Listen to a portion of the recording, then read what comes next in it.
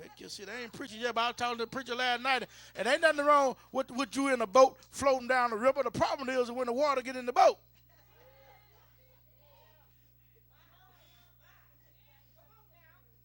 That's when you got a problem.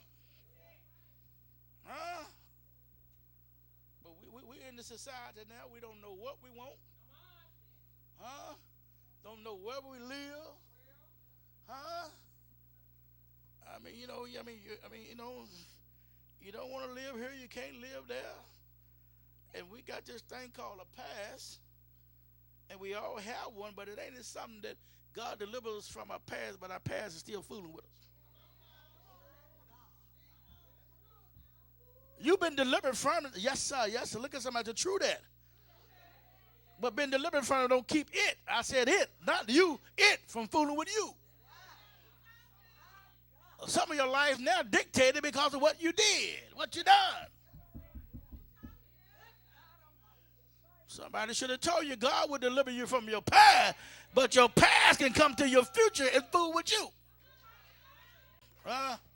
Take your seat here. You look at somebody. You couldn't get that in Memphis, but last week, baby. So we got to say, what is it that we know and can bank on? Look at somebody. This don't change. Tell somebody there's still a narrow and broad way. Acts 12, verse number 5. Look at here. Peter therefore was kept in prison, but prayer was made without ceasing of the church unto God for him. Look at somebody and say, shh, pray. Look at somebody else again and say, shh, pray.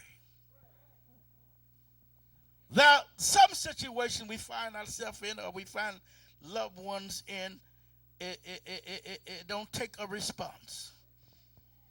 It does not take even a conversation. It's just taking you to pray. Look at somebody and say, stop talking and start praying. I feel the Holy Ghost up in here.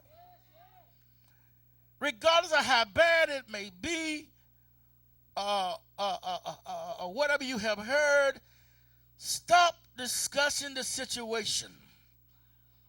Stop talking about it. When it comes down to labor, we ain't going to break through prayer because we done discussed the business. God ain't broke through because we done told everybody about the situation. And I come to tell you, the devil didn't know nothing about it until you weak the guy there and got the whispering that he picked up and the thing about it. He can't stop God. What he do is hinder the situation. I come to tell you, a lot of y'all have not missed God. Your situation that's been hindered because you gave the devil upper hand on what God is trying to do. And what the devil did, ran out and got before God because he know that he can't stop God. All he can do is hinder it. And because we don't have no patience, I feel the Holy Ghost up in here. Because we don't have no patience, we can't wait during the delay. Take your seat. That's why you itching now to move on. Take your seat here. See.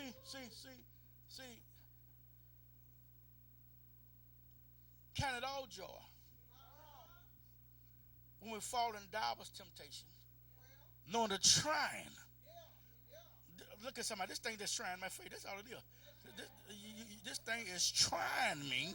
And you know, baby, when you really been trying, I mean, this thing look like I can't shake it, look like I can't break this thing, but look like this situation. I come to tell you, and I feel you sometimes too, look like they're just getting on your nerve, but the root of the thing is, this thing is just trying me.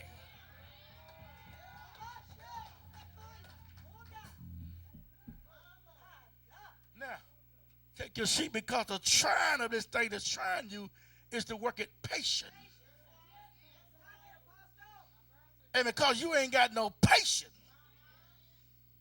this thing is about to push you somewhere or into something that you wouldn't have normally walked into. We get in a situation because sometimes we pushed. You know you one that's normally walked into them arms. But because because of the situation you were pushed into the arms of Hercules. Take your seat here, y'all. Because God, we don't have patience. We don't have patience until the situation is resolved.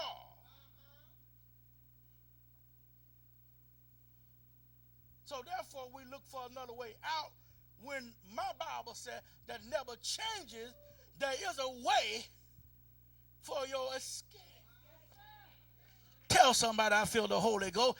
If you stay that long enough, the plans of your escape will be revealed.